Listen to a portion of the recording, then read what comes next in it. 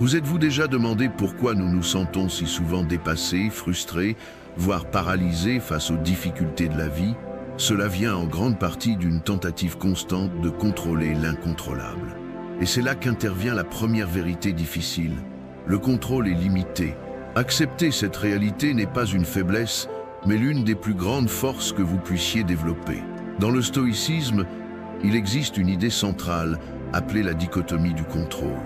Elle nous enseigne que, dans toute situation, il y a deux éléments principaux. Ce que nous pouvons contrôler et ce que nous ne pouvons pas. Les anciens stoïciens, comme Épictète, affirmaient que le secret de la tranquillité réside dans le fait de se concentrer sur ce qui est à notre portée et de lâcher prise sur ce qui ne l'est pas. Cela semble simple, mais dans la pratique, cela peut être un défi. Prenons un exemple concret. Imaginez que vous êtes sur le point de faire une présentation importante au travail. Vous pouvez contrôler votre préparation, réviser le contenu, vous entraîner, anticiper les questions. Mais vous ne pouvez pas contrôler la réaction de vos collègues, l'humeur de votre patron, ni même si le projecteur fonctionnera correctement. Pourtant, il est courant que nous passions une grande partie de notre temps à nous inquiéter de ces éléments externes. Cette inquiétude non seulement consomme notre énergie, mais elle sape également notre confiance. Pourquoi insistons-nous à vouloir contrôler l'incontrôlable? Il y a une raison psychologique à cela. Notre cerveau recherche la certitude. Il veut éviter les mauvaises surprises et, pour cela, il essaye de s'accrocher à toute sensation de contrôle. Mais, lorsque nous sommes confrontés à des situations qui échappent à notre emprise, nous entrons dans un cycle d'anxiété et de frustration. Le stoïcisme nous invite à briser ce cycle en nous demandant « Est-ce que cela est sous mon contrôle ?» Marc Aurèle, l'un des empereurs les plus puissants de l'histoire, était confronté quotidiennement à des défis inimaginables. Il ne pouvait pas contrôler la trahison de ses alliés, l'arrivée de fléaux ou le comportement de ses ennemis. Mais il pouvait contrôler ses décisions, son caractère et ses actions face à ses adversités. Dans son journal personnel, devenu le livre « Penser pour moi-même », Marc Aurèle se répétait « Tu as le pouvoir sur ton esprit, pas sur les événements extérieurs. Prends-en conscience et tu trouveras la force. » Comment appliquer la dichotomie du contrôle dans votre quotidien? Maintenant que vous comprenez le concept, comment pouvez-vous l'appliquer? Voici un exercice pratique. 1. Prenez une feuille de papier et divisez-la en deux. 2. D'un côté, écrivez tout ce que vous pouvez contrôler dans une situation qui vous préoccupe. 3. De l'autre côté, notez ce qui est hors de votre contrôle. 4. Ensuite, concentrez vos efforts uniquement sur la colonne de ce que vous pouvez contrôler. Ce simple acte de séparer ce qui est interne de ce qui est externe apporte déjà un sentiment de soulagement. Il vous permet de rediriger votre énergie là où elle fera vraiment la différence.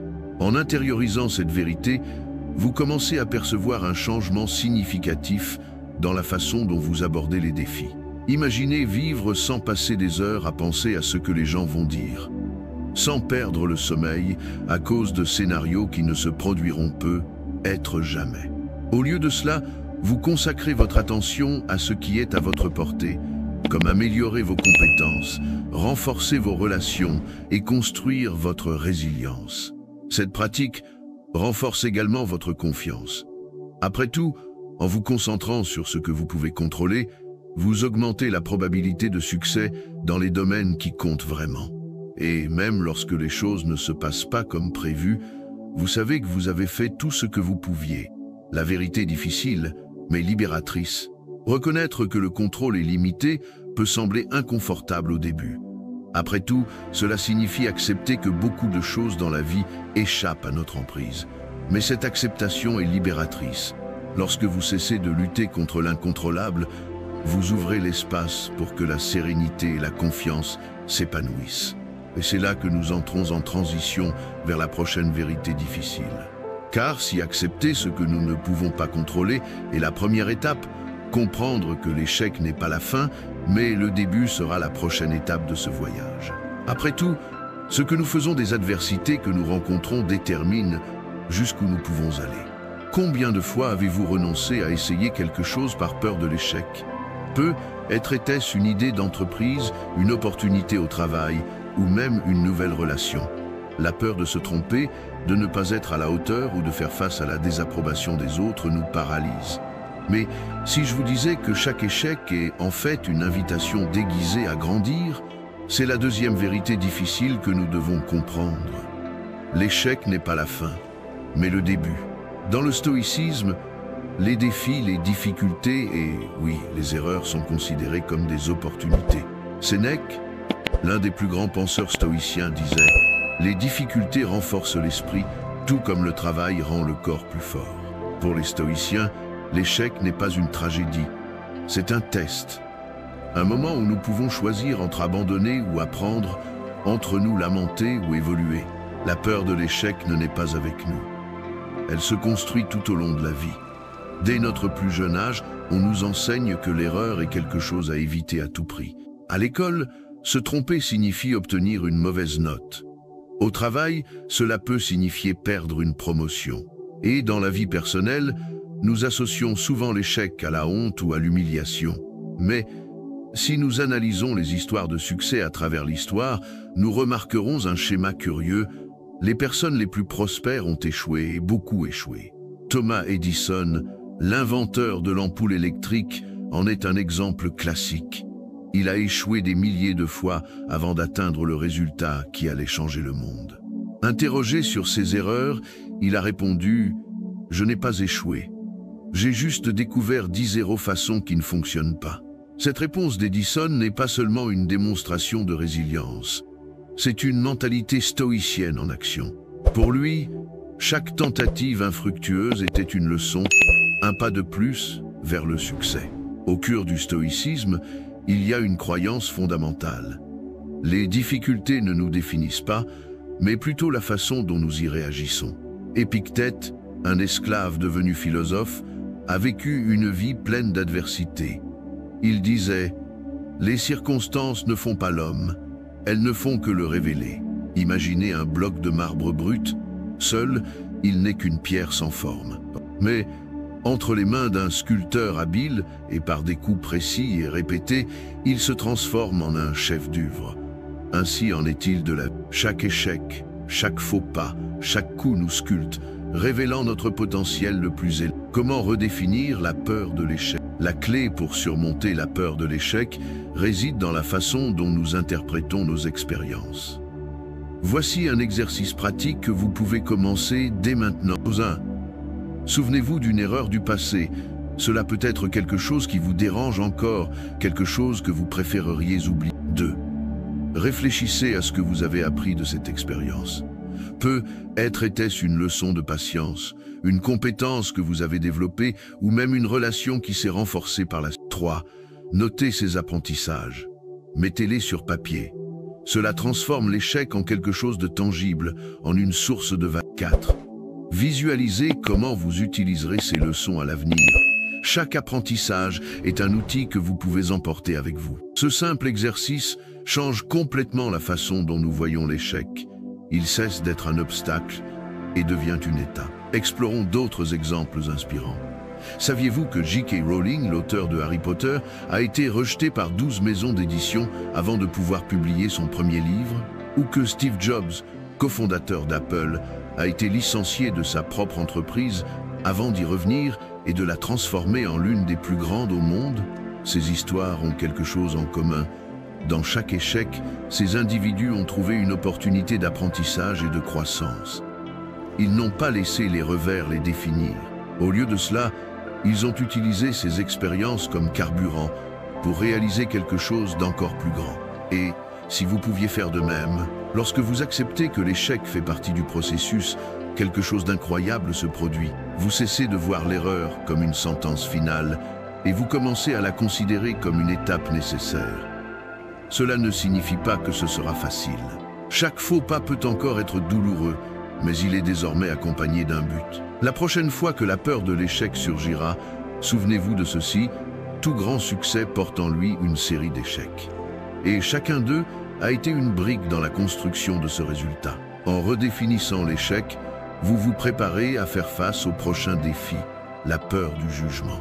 Car Tandis que nous apprenons à transformer l'erreur en apprentissage, nous sommes également confrontés à la pression constante de l'opinion des autres. Dans le prochain chapitre, nous allons explorer comment le jugement extérieur peut être un piège et comment le stoïcisme offre des outils pour vous libérer de ce poids. Vous êtes-vous déjà surpris à essayer d'éviter une situation inconfortable, une décision difficile ou une conversation que vous saviez devoir avoir? Il est tentant d'ignorer les problèmes, de faire comme s'ils n'existaient pas et d'espérer que le temps résoudra les choses. Mais si je vous disais que c'est la plus grande erreur que vous puissiez commettre, la peur de la réalité nous paralyse. Et aussi difficile que cela puisse être d'affronter certaines situations, la véritable force commence justement lorsque nous décidons de les affronter. La troisième vérité difficile que nous allons explorer est affronter la réalité avec courage. Le courage, selon les stoïciens, n'est pas l'absence de peur, mais la capacité d'agir malgré. En période d'incertitude, le stoïcisme nous enseigne que la véritable vertu est le courage d'accepter ce que nous ne pouvons pas changer et d'agir avec sagesse face à. Qu'est-ce que vous remettez à plus tard? Quelles sont les réalités que vous avez peur d'affronter? Saviez-vous que la majeure partie de la souffrance humaine provient de notre résistance à affronter la vérité? Tout au long de ce chapitre, nous allons comprendre comment vous pouvez vous libérer de ce poids et utiliser le courage pour avancer en toute confiance. Qu'est-ce que le courage pour les stoïciens? Pour les philosophes stoïciens, le courage ne consiste pas à affronter une bataille physique, mais à faire face à la réalité telle. Épictète, qui a vécu comme un esclave et a traversé d'énormes difficultés, disait « Ce ne sont pas les choses en elles-mêmes qui nous affligent, mais les opinions que nous en avons. » En d'autres termes, le courage commence au moment où nous acceptons les circonstances sans lutter contre elles, sans nous tromper d'illusions sur ce que nous aimerions qu'il soit. La réalité, aussi dure soit-elle, est le point de départ de toute action efficace. Nous ne pouvons changer que ce que nous reconnaissons, ce que nous affrontons de. Cela semble simple, mais dans la pratique, ce changement de mentalité exige un effort important. Combien de fois avez-vous déjà reporté une tâche importante ou fui une conversation que vous saviez devoir avoir? Et si je vous demandais, qu'est-ce que vous évitez en ce Est-ce un projet au travail, un problème financier, un dilemme dans une relation ou même la nécessité de prendre soin de votre. Le courage d'affronter ces questions peut être le tournant que vous recherchez. Maintenant, laissez-moi vous raconter l'histoire d'Épictète, un homme qui, malgré l'adversité, a trouvé la force d'accepter sa condition et d'agir avec courage. Épictète est né esclave et a passé de nombreuses années sous la domination d'un maître cruel. Mais contrairement à beaucoup, il n'a pas permis que ces circonstances le défient. Il a été forgé par l'adversité et, à un moment donné de sa vie, il a décidé que la manière la plus efficace de vivre serait de ne pas laisser le monde qui l'entourait déterminer sa paix intérieure. Quand Épictète a été libéré de l'esclavage, il est devenu philosophe. Sa principale leçon portait sur le courage d'accepter ce que nous ne pouvons pas contrôler et d'agir avec sagesse dans ce qui est à notre portée. Il disait « Ce n'est pas la liberté qui est difficile, c'est l'acceptation de ce que nous ne pouvons pas changer. » Et il a pratiqué cela de manière exemplaire, devenant l'un des penseurs les plus influents du stoïcisme. Épictète n'a pas seulement parlé de courage, il a vécu sa philosophie. Son courage ne résidait pas dans la conquête du monde, mais dans l'acceptation de la dureté de la vie et dans le fait de faire de son mieux avec ce qui. Et cela nous amène à la prochaine grande question. Qu'est-ce que vous évitez dans votre vie qui, en étant affronté de front, peut vous libérer pour agir de manière plus confiante? Saviez-vous que la procrastination est souvent le reflet d'une peur profonde d'affronter la réalité? On nous apprend à croire qu'il est possible de repousser les problèmes, mais en réalité, cela ne fait que les aggraver. Une étude de psychologie a révélé que, lorsque nous évitons une tâche, la peur que nous ressentons ne diminue pas, elle ne fait qu'augmenter. C'est comme si notre cerveau anticipait la souffrance. Mais la souffrance réelle ne se produit que lorsque nous décidons enfin d'affronter la réalité. En affrontant une situation difficile, non seulement vous diminuez la charge émotionnelle qui y est liée, mais vous faites également un pas vers votre propre confiance. L'action apporte de la clarté. Parfois, c'est le simple fait de commencer qui fait toute la différence. Et c'est quelque chose que vous pouvez commencer dès maintenant. Quelle est la tâche que vous remettez à plus? Quelle décision avez-vous évité? lorsque vous commencerez à agir, même de petite manière, vous vous donnerez la possibilité de vivre la transformation qui accompagne le cours. Identifiez la réalité que vous évitez. Voici l'exercice pratique que vous pouvez commencer à appliquer dès maintenant. Prenez une feuille de papier et notez une situation que vous avez évitée. Cela peut être quelque chose de petit, comme régler un problème financier, ou quelque chose de plus important, comme démarrer un nouveau projet ou avoir une conversation difficile avec quelqu'un. Demandez-vous, qu'est-ce qui m'a empêché d'affronter cette réalité? Quelle peur ou insécurité domine mon esprit? Lorsque vous commencez à écrire, essayez de décrire la situation sans jugement, sans ajouter d'histoire ou de justification. Reconnaissez simplement la réalité telle. Ensuite, écrivez la première étape que vous pouvez franchir pour commencer à faire face à cette réalité. Ne vous souciez pas des grandes solutions immédiates. L'objectif ici est de faire un petit pas pour simplifier ce qui semblait complexe. Et rappelez-vous, vous n'avez pas besoin de tout faire en une seule fois. L'important est que vous commenciez. Ce simple acte d'action apportera avec lui un sentiment de soulagement et, avec le temps, augmentera votre confiance. La clé de la transformation. Surmonter la procrastination. Qu'arrive-t-il lorsque vous commencez à affronter les situations difficiles de votre vie? Vous avez sûrement déjà vécu cela.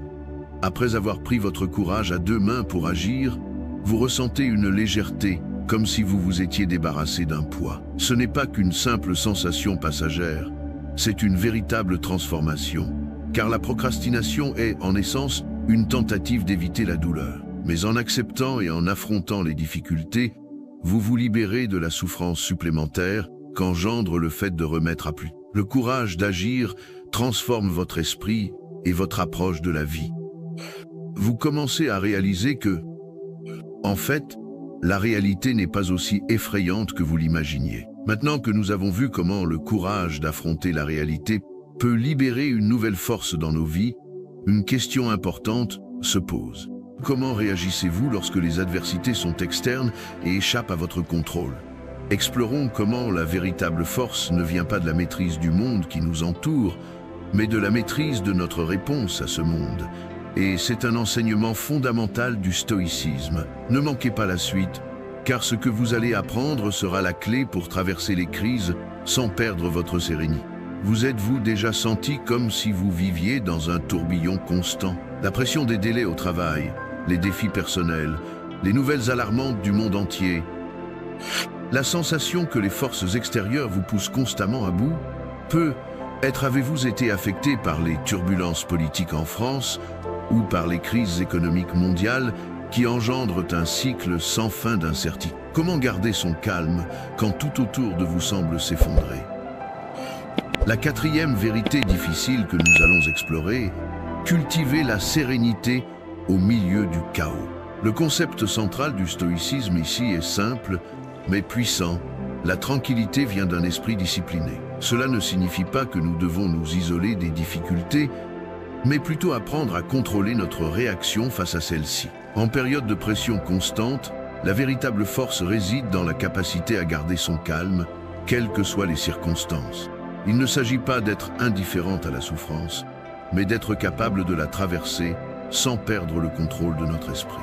Dans ce chapitre, nous allons explorer comment vous pouvez cultiver cette sérénité en utilisant des stratégies pratiques qui ont fait leurs preuves, non seulement dans la philosophie stoïcienne, mais aussi chez les scientifiques, les athlètes et même les leaders mondiaux qui font face à d'immenses pressions dans leur vie. Les stoïciens nous enseignent que la sérénité n'est pas quelque chose qui arrive simplement dans les moments de paix, mais plutôt une compétence qui se développe avec la pratique. La discipline mentale est la clé pour transformer le chaos extérieur en calme intérieur. Le philosophe Sénèque, par exemple, nous rappelle que ce n'est pas que nous ayons peu de temps, mais que nous en perdons beaucoup. En d'autres termes, la sérénité est directement liée à notre capacité à être présent dans l'instant et à ne pas nous laisser consumer par l'agitation qui nous entoure. Mais comment atteindre cette discipline mentale? La première réponse est de comprendre que nous ne pouvons pas contrôler les événements, mais que nous pouvons contrôler nos réactions face à ceux-ci. C'est quelque chose que vous pouvez appliquer dès aujourd'hui.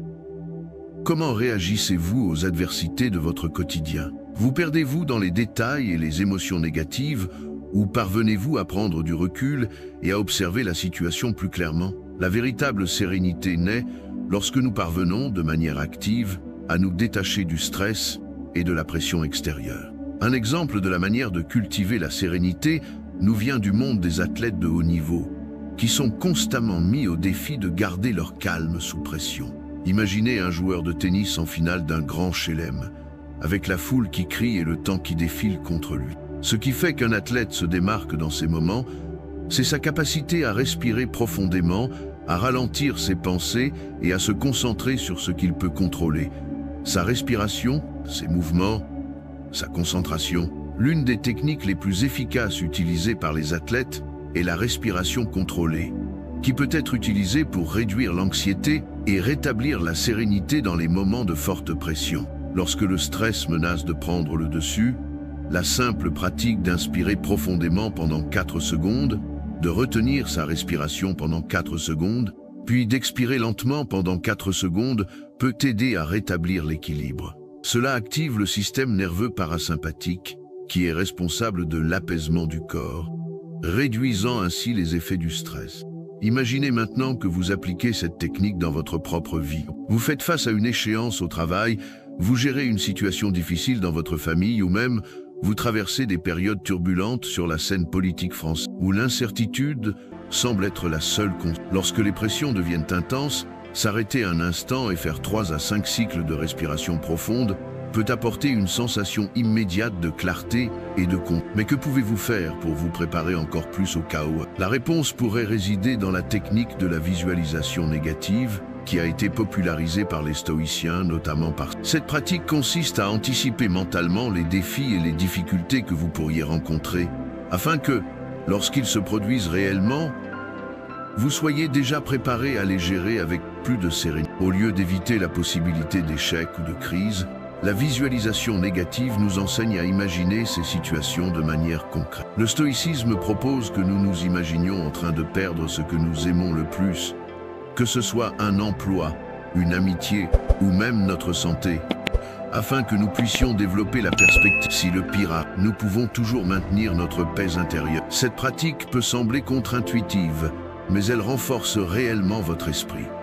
Si vous vous préparez aux défis, lorsque vous les rencontrez dans la réalité, vous ne serez pas pris au dépourvu. Au contraire, il sera plus facile de traverser les difficultés avec l'art. En appliquant cette technique, vous pouvez commencer à voir les défis non pas comme des obstacles insurmontables, mais comme des occasions de tester votre résilience. Voici un exemple pratique. Imaginez que vous êtes sur le point de faire une présentation importante au travail ou de faire face à une conversation difficile avec un collègue ou un... Avant de vous engager dans la situation, pratiquez la visualisation négative. Demandez-vous, et si la présentation ne se déroule pas comme prévu?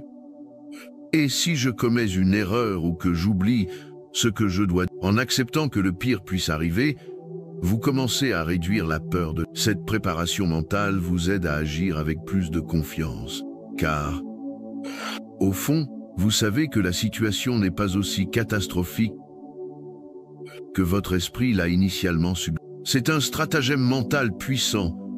En anticipant l'adversité, vous pouvez vous en libérer. Et plus important encore, vous commencez à réaliser que, dans de nombreux cas, les plus grandes peurs que nous avons ne sont que des constructions de notre esprit. En les démystifiant, nous pouvons affronter les difficultés avec plus de clarté et, par conséquent, plus de sérénité. Maintenant, ramenons cela à votre quotidien. Nous sommes tous confrontés à des situations de stress dans notre vie.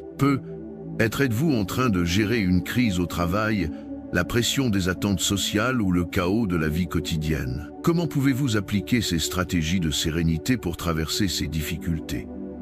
La réponse réside dans la constance de la pratique. Lorsque vous commencez à intégrer des techniques comme la respiration contrôlée et la visualisation négative dans votre routine quotidienne, vous commencez à créer un schéma de calme intérieur qui sera activé automatiquement lorsque des moments de crise surviendront. C'est comme un muscle mental que vous allez exercer. Plus vous vous entraînez, plus il devient fort. Et le bénéfice est immense. Avec le temps, vous deviendrez plus résistant au chaos qui vous entoure. votre état émotionnel deviendra plus centré et équilibré, quelles que soient les tempêtes extérieures. Cela ne signifie pas que vous deviendrez immunisé contre les défis de la vie, mais plutôt que vous serez capable de les affronter avec une clarté sereine et une confiance inébranlable. La sérénité au milieu du chaos n'est pas une compétence que nous acquérons du jour au lendemain, mais plutôt un processus continu d'entraînement de l'esprit. Et, en appliquant ces pratiques dans notre quotidien, nous commençons à découvrir une version plus forte et plus centrée de nous-mêmes. Mais qu'en est-il lorsque le chaos n'est pas seulement quelque chose que nous pouvons contrôler à l'intérieur de nous? Explorons comment la véritable force intérieure vient aussi de notre capacité à discerner quand agir et quand accepter ce que nous ne pouvons pas changer. Vous allez voir comment cette sagesse peut transformer votre approche de la vie et de vos décisions. Ne manquez pas la suite. Avez-vous déjà senti la peur paralysante s'emparer de vous, comme si vous étiez incapable d'avancer? La sensation que, bien que vous ayez le désir d'agir, quelque chose bloque votre mouvement. La procrastination est l'un des pièges les plus puissants que nous pouvons rencontrer lorsque nous nous trouvons face à la peur. Et pour beaucoup de personnes, ce n'est pas seulement une question de manque de motivation, mais une peur profonde d'échouer, de prendre la mauvaise décision, d'être exposé au jugement. Mais, au fond, que faisons-nous lorsque nous évitons l'action?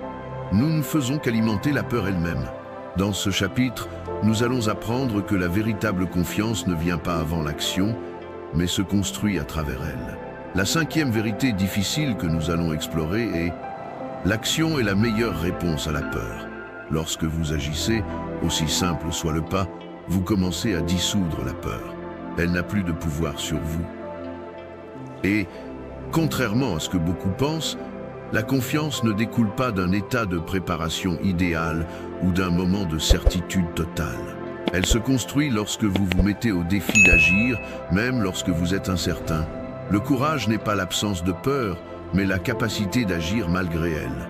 Le stoïcisme nous enseigne que la véritable vertu réside dans l'action constante. Sénèque, l'un des plus grands philosophes stoïciens, parlait de l'importance de la proactivité, de l'action, comme moyen de gérer l'incertitude et les difficultés de la vie.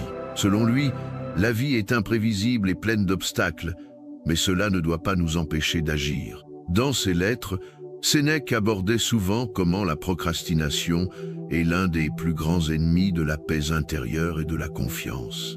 Au lieu d'attendre le moment parfait ou la vérité absolue, il croyait que le meilleur chemin est toujours celui de l'action immédiate, aussi petite soit-elle. Si vous vous arrêtez pour y réfléchir, toute grande réussite, que ce soit dans votre vie personnelle ou professionnelle, a été atteinte grâce à une succession de petits pas effectués l'un après l'autre. Et c'est exactement ce que le stoïcisme nous enseigne, le secret de la confiance réside dans la constance de l'action. La confiance ne vient pas en premier, elle vient comme un résultat de notre dévouement et de notre action continue. À chaque mouvement, à chaque décision, à chaque pas effectué, la confiance se renforce. Maintenant, pensez à quelque chose que vous avez remis à plus tard par peur, peut être un nouveau projet, un changement de carrière ou une décision importante dans votre vie personnelle. Plus vous remettez à plus tard, plus la peur grandit. Mais que se passe-t-il lorsque vous agissez enfin, même de manière minime? Vous commencez à briser le cycle de la peur. Et chaque pas, aussi petit soit-il, commence à construire une base solide pour la confiance.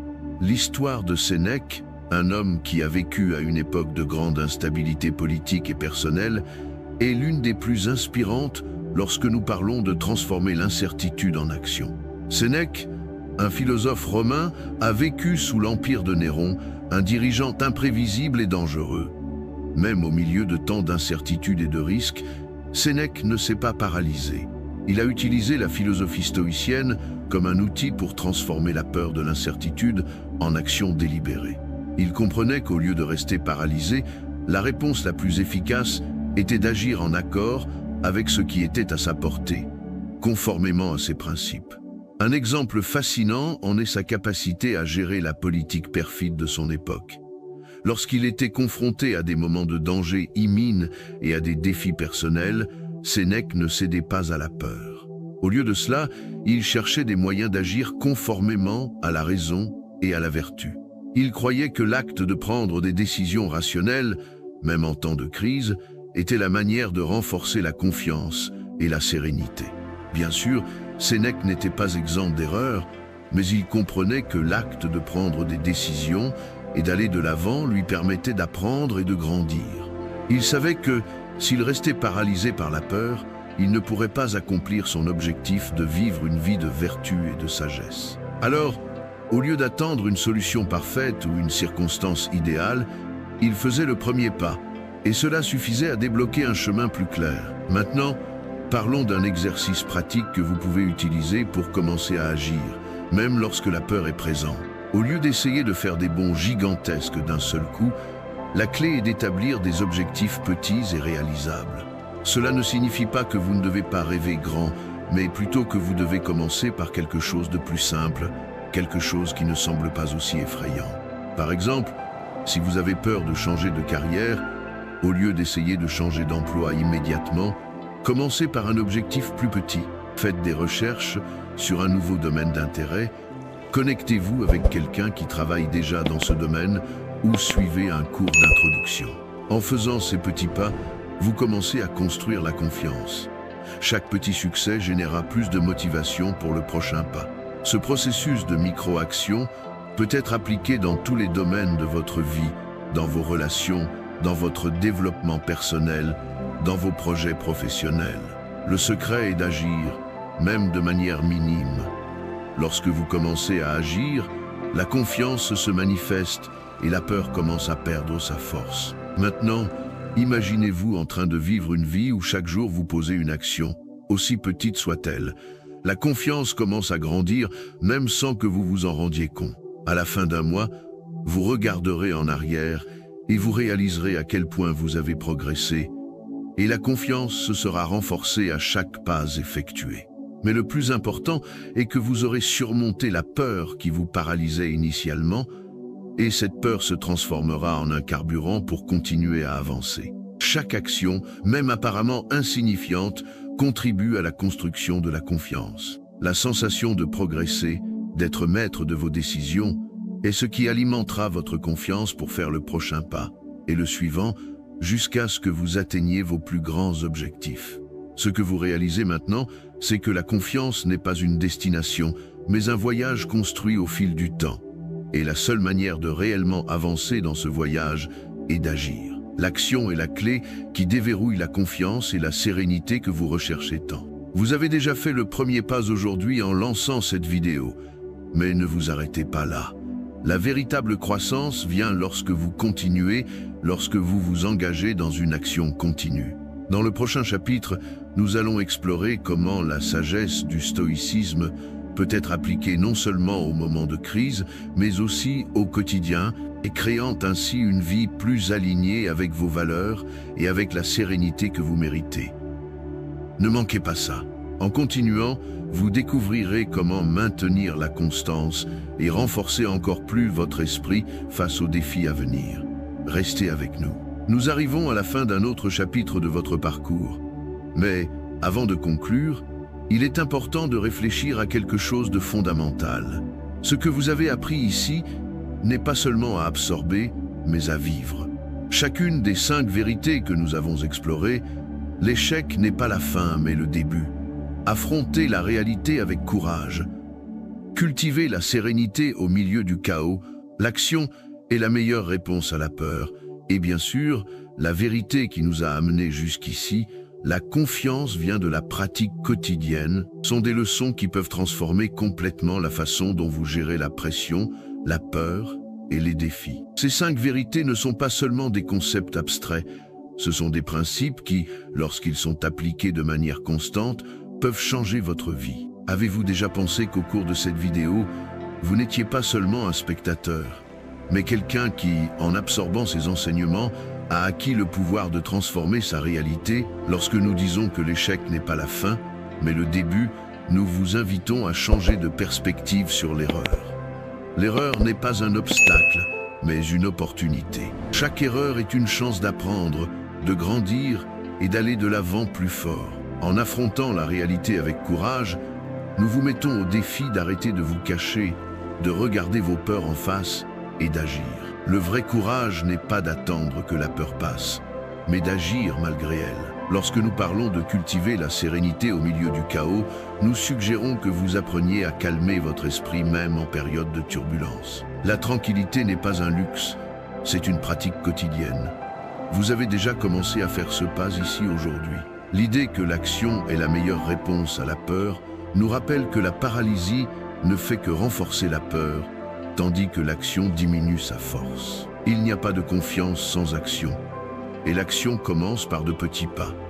Chacun de nous a le pouvoir de changer sa trajectoire par le simple mouvement d'avancer. Et enfin, la leçon que la confiance et la sérénité ne sont pas une destination, mais une pratique quotidienne. Cela signifie que ce que vous avez appris aujourd'hui n'est que le début. Il ne s'agit pas d'atteindre une condition idéale, mais de cultiver la confiance au fil du temps, avec patience, constance et, bien sûr, pratique. Êtes-vous prêt à passer à l'étape suivante? Maintenant, imaginez comment serait votre vie si vous appliquiez, même à petite dose, ces vérités tous les jours. Imaginez ne pas vous laisser paralyser par la peur, ne pas perdre le contrôle émotionnel, mais au contraire, être une personne plus sereine, plus confiante, plus capable de gérer toute pression. Ce que vous avez appris ici n'est pas une étape isolée. Ce n'est pas un événement unique.